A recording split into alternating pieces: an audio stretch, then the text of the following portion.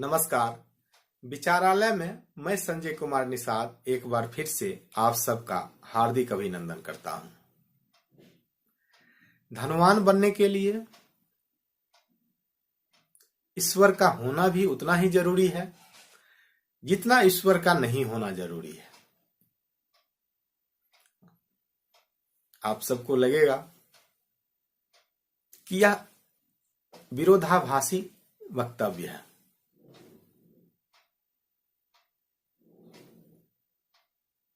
असल में सच ऐसा ही है। लोग ईश्वर के कारण ही धनवान हैं और उसके कारण ही धनवान नहीं बन पाए। अक्सर समाज में यह सुना जाता है कि ईश्वर की कृपा से वे प्रत्येक क्षेत्र में सफल होते रहे। मिट्टी में भी हाथ डालते हैं तो सोना बन जाते हैं। भगवान की असीम अनुकंपा है उस पर, यह अलग बात है। लेकिन आज का जो चर्चा का विषय है वह असल में इस तरह का नहीं है।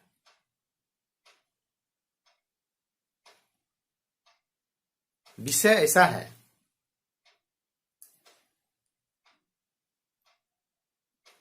कि पुराने समय में भी लोग, खास करके भारतीय समाज में,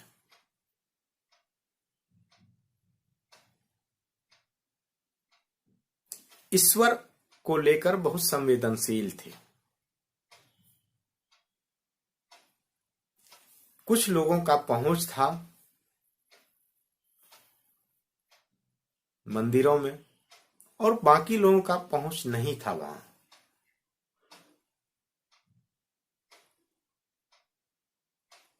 अब पता नहीं मंदिर में ईश्वर रहते हैं या नहीं रहते हैं।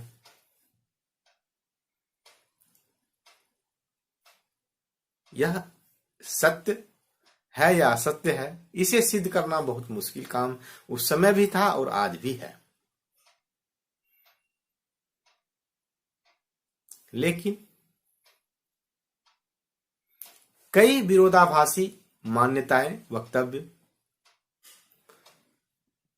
पुराने समय में भी था और आज भी है।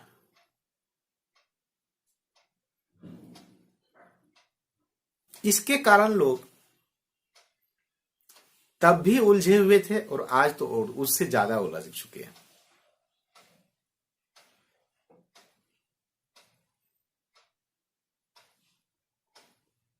एक तरफ तो कह रहे हैं कि कण कण में ईश्वर का वास है,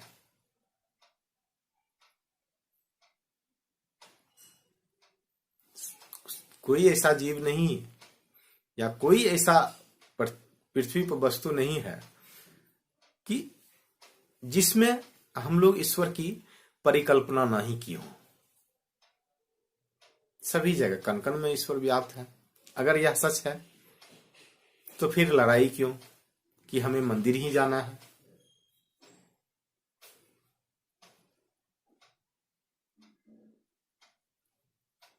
आज भी अमूमन उस तरह की ही बातें हैं।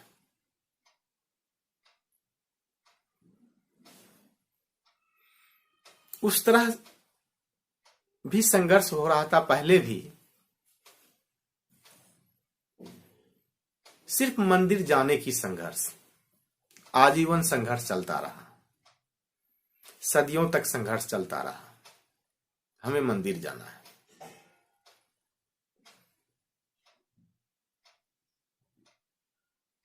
और आज संघर्ष यह चल रहा है कि हमें मंदिर जाने से रोका गया।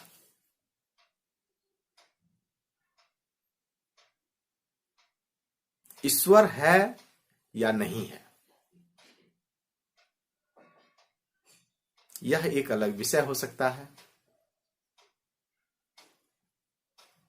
लेकिन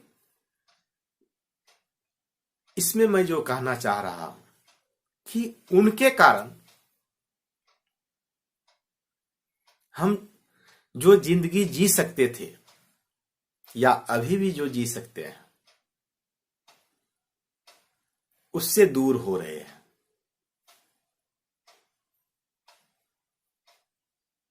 पहले भी सारी एनर्जी इसी में लग जाती थी लोगों की। एक तरफ वे थे जो रोकना चाहते थे, दूसरी तरफ वे थे जो जाना चाहते थे। यह संघर्ष था,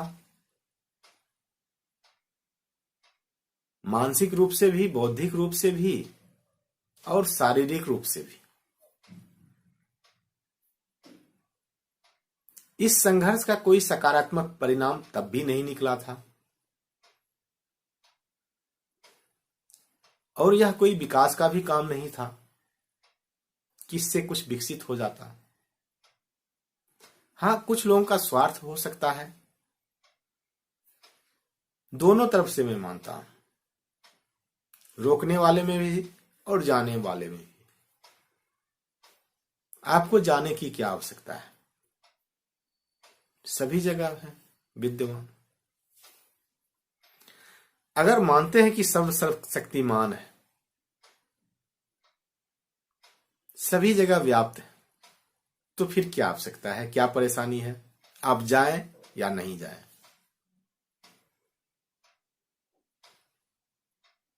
यह अलग बात है।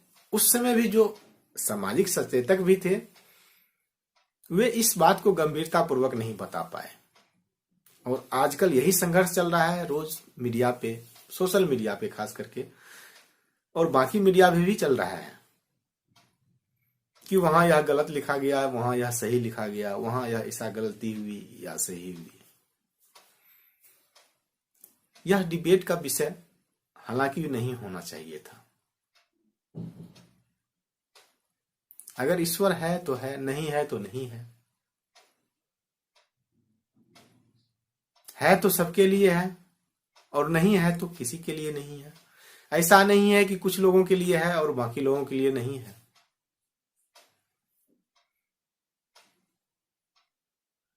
यह मेरा व्यक्तिगत मानना नहीं है, बहुतों का मानना यही है। असल में जो आस्तिक, जो नास्तिक है, वे रोकेंगे भी और वे जाना भी चाहेंगे। आप लोग को लगेगा कि मैं शायद गलत बोल चुका हूं, नहीं, ऐसी बात नहीं है। मैं उल्टा भी नहीं बोला हूं, सच भी यही है। असल में जो आस्तिक हैं, यानी कि जो ईश्वर को मानते हैं, उनके लिए यह परेशानी नहीं होगी कि ईश्वर है या नहीं है, या मंदिर में है या यहाँ है या वहां है, या मंदिर जाना है या नहीं जाना है, मंदिर में जाने से किसी को रोकना है या मंदिर में जाना है। यह सब परेशानी उनके लिए बिल्कुल नहीं होगी जो वास्तव में ईश्वर को मान रहे हैं या वे धार्मिक हैं, आस्तिक हैं। वे सबसे बड़े नास्तिक हैं जो इस तरह की उलझन पैदा करते हैं, चाहे किसी भी पक्ष में हो, पक्ष में हो विपक्ष में हो। वे आस्तिक हैं नहीं, वे दिखावा कर रहे हैं, वे स्वार्थी हैं, चाहे वह किसी भी लेवल का। और कई मामले में वे समाज के, देश के दुश्मन भी हैं। यह अलग बात है कि वह प्रतिष्ठित हो सकते हैं लोगों की नजर में, क्योंकि वे बरगला रहे हैं लोगों को।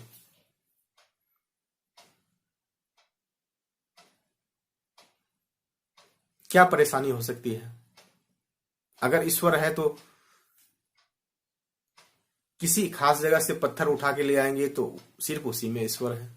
ईश्वर सब जगह है। और जो आस्तिक हैं वे समझ रहे हैं, जो वास्तव में ईश्वर को जान रहे हैं, वह समझ रहे हैं कि ईश्वर तो कण कण में है और सब में है।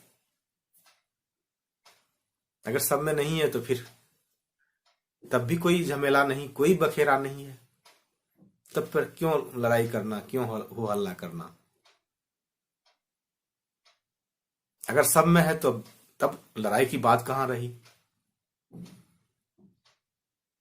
और सिद्ध करने की क्या आवश्यकता हुई? या कहीं गलत लिखा गया है हो सकता है किसी समय से मैं किसी से गलती हो गई हो,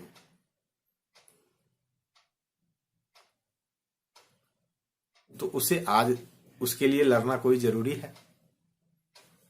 असल में आर्थिक स्वास्थ्य के लिए यह सही नहीं है, यानी कि लोगों की प्रगति के लिए यह सही नहीं है। अगर यह सही होता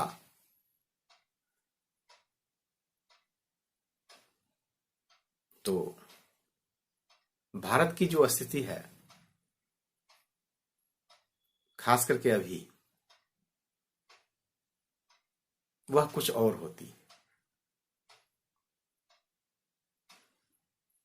जो दिखाया, जो हम बता रहे हैं, हम मतलब जो हमारे मीडिया वाले या इस तरह के जो लोग हैं जो बता रहे हैं कि हम बहुत अच्छे स्थिति में हैं, अच्छे स्थिति में तो तब हैं जब हम अपनी तुलना ऐसे लोगों से कर रहे हैं या ऐसे देश से कर रहे हैं जो कुछ भी नहीं है। मसलन हम अपने पड़ोसी देश पाकिस्तान, बांग्लादेश या चीन से तुलना हमेशा करते हैं, उसी से प्रतियोगिता करते हैं। हमारा कंपटीटर वही है। कभी हमारा यह लक्ष्य नहीं रहा है कि हम चीन से आगे निकल जाए, सिवाय जनसंख्या के। कभी हमारा लक्ष्य ऐसा नहीं रहा है कि हम अमेरिका से भी ज्यादा ताकतवर हो जाएं, या जापान से या रूस से ज्यादा ताकतवर हो जाएं। उस पर कभी ध्यान नहीं गया है और जा भी नहीं सकता है।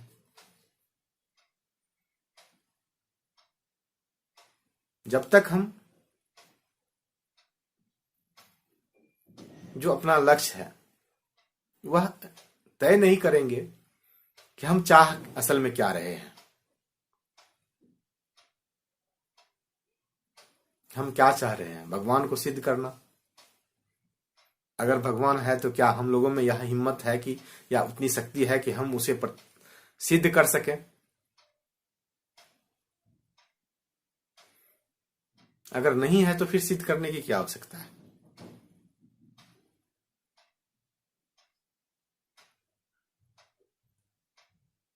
इस विषय को इतना गंभीर बनाया जा रहा है, इतना भुनाया जा रहा है। असल में इनकी सौदेबाजी की जा रही है।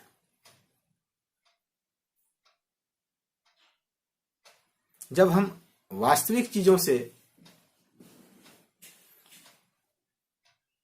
कोई खेल नहीं खेल सकते हैं तो फिर कल्पना में उस तरह का खेल खेलते हैं। जैसे बच्चे को खिलौना देते हैं और बच्चे खुश हो जाते हैं उसी में। तो यह कल्पना में जो हम काम कर रहे हैं उस खुशी के लिए। हालांकि वास्तविक में किया जा सकता था, वास्तविकता कुछ और है।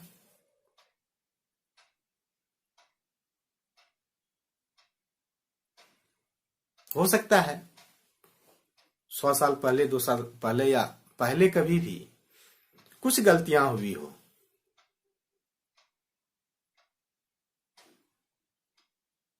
लेकिन उस गलती को अभी भी बेच रहे हैं।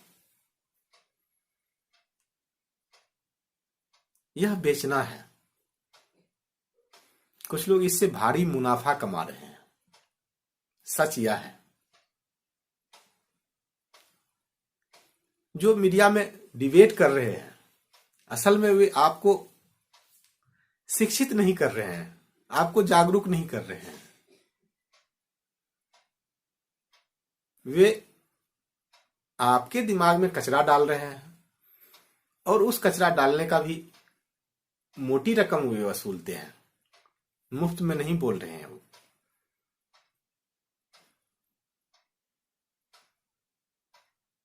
उनको यह मालूम है या नहीं है यह अलग बात है, लेकिन वे भगवान से भी नहीं डर रहे हैं। सौदा तो उन्हीं का कर रहे हैं वे।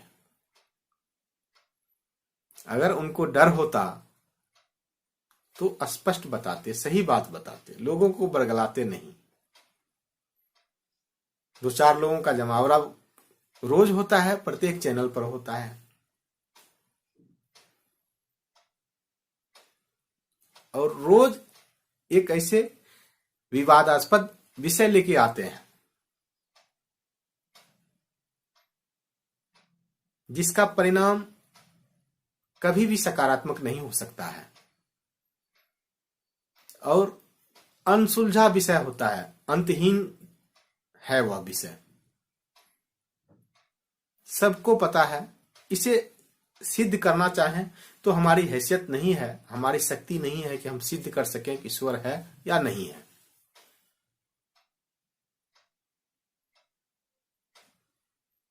तरह तरह के ज्ञान है दुनिया में, तरह तरह के पाखंडी हैं, तरह तरह के विद्वान भी हैं। सब अपने अपने तरीके से निजी स्वार्थ के लिए,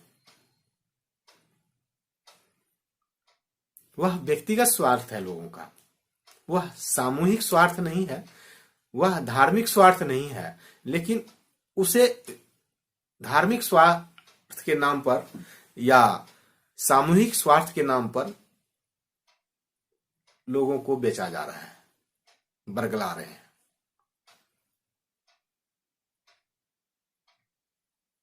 उनसे लाभ कुछ लोगों को निजी तौर पर होता है, चाहे वह उनके पक्ष में रहे या उनके विपक्ष में रहे, यह मायने नहीं रखता। दोनों तरफ उतने ही लाभ ले रहे हैं लोग। अगर लाभ नहीं होता तो कोई ना तो पक्ष में होते ना विपक्ष में होते, दोनों तरफ लाभ है। जैसे कोई प्रतियोगिता होता है, विजेता को भी कुछ धनराशि मिलती है और जो हार जाते हैं उससे भी कुछ न कुछ मिलता है। अगर कोई भी प्रतियोगिता में हारने वाले नहीं रहे तो फिर कौन देखने जाएगा? यही स्थिति यही है, यहां भी है, इस मामले में भी है। और इससे नुकसान यही हो रहा है, लोग मानसिक रूप से अपरिपक्व होते जा रहे हैं। कुछ साल पहले तक जिसे बुद्धिजीवी वर्ग कहा जाता था, जिसे लोग कहते थे कि इनके पास समझ भी है, आज उनकी हालत वैसी नहीं है जैसे पहले थी। कहने का मतलब यह भी नहीं है कि उनसे अच्छी हो गई है,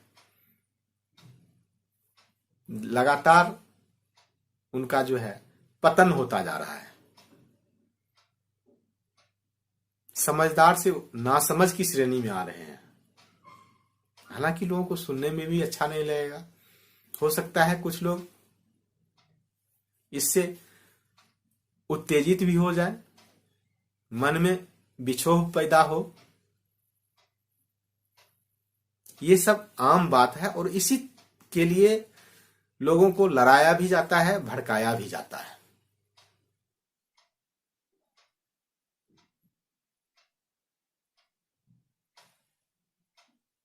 अगर इस तरह के नहीं हो तो फिर फायदा नहीं होगा किसी को। इस तरह की जो स्थिति उत्पन्न की जाती है, लोग अपने वास्तविक चिंतन जो है उस पर नहीं आ सके। सारा प्रायोजन इसीलिए हो रहा है।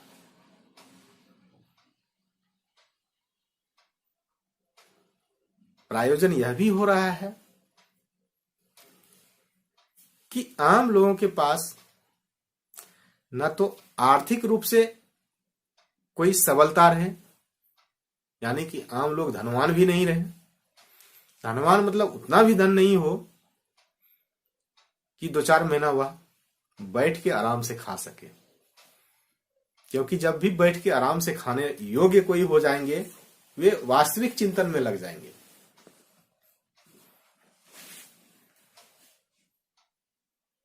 तो ऐसी हालत में नहीं रखना है। इसीलिए बाजार को प्रमोट करो। आपके जेब में जितने पैसे हैं उसे आप खर्च कर डालें रोज के रोज।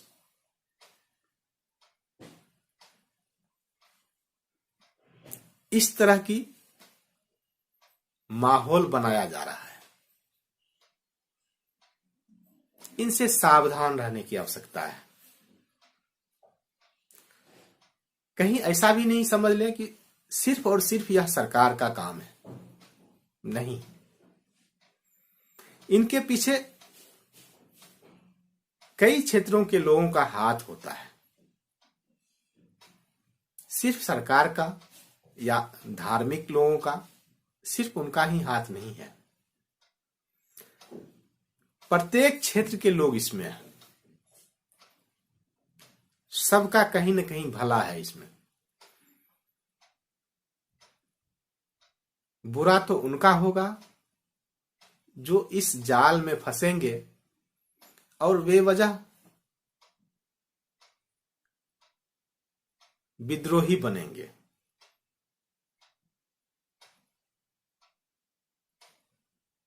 समय गंवाएंगे, धन भी गंवाएंगे। जो समझ है वे भी धीरे धीरे खत्म होता जाएगा और हो भी रहा है।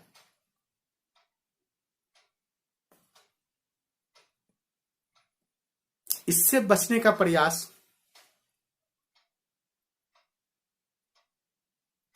हो क्या सकता है? आप वास्तव में धार्मिक हो जाएं, आस्तिक हो जाएं। आप यह पक्का यकीन कर लें कि हां ईश्वर है, या आप यह पक्का यकीन कर लें कि ईश्वर नहीं है। दोनों स्थिति में आप मानसिकता के, बौद्धिकता के या समझ के उच्च स्तर पर होंगे। अगर आपको यह विश्वास हो जाएगा कि ईश्वर है, फिर लड़ने की क्या आवश्यकता है? फिर जो गुण उसमें कहते हैं, सर्वशक्तिमान है, सबके लिए सुलभ है, सब जगह व्याप्त है, कण कण में व्याप्त है, फिर कोई परेशानी नहीं है। अगर यह मान लेते हैं कि है ही नहीं, तब भी कोई परेशानी, तब क्यों लड़ना है? लेकिन यह अंदर से माना हुआ है कि नहीं है और ऊपर से हम धार्मिक बन रहे हैं, आस्तिक बन रहे हैं, परेशानी तब उत्पन्न हो रही है।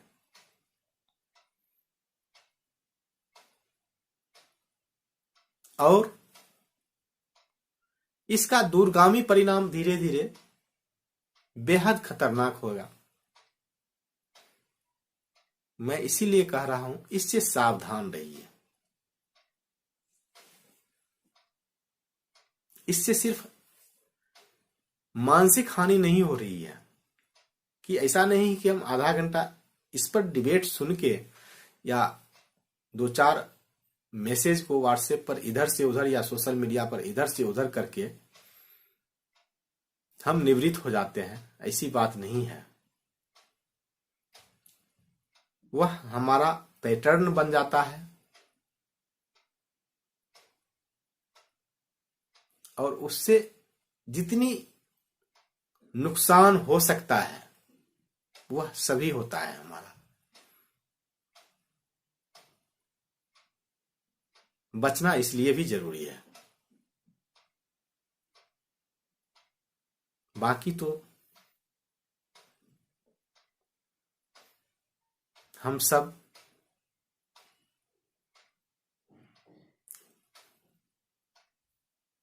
उसी श्रेणी के लोग हैं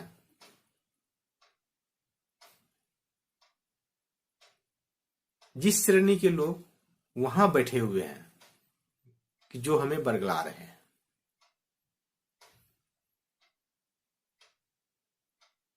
ऐसा नहीं कि वे लोग हमसे उच्चतर स्तर के हैं।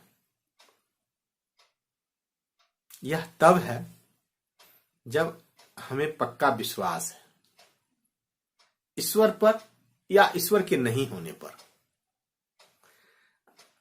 अगर होने पर विश्वास है तो यह मानते हैं तब तो जैसा दूसरे को बनाया है वैसा मुझे भी बनाया है, या नहीं भी मानते हैं तब तो और कोई परेशानी नहीं है।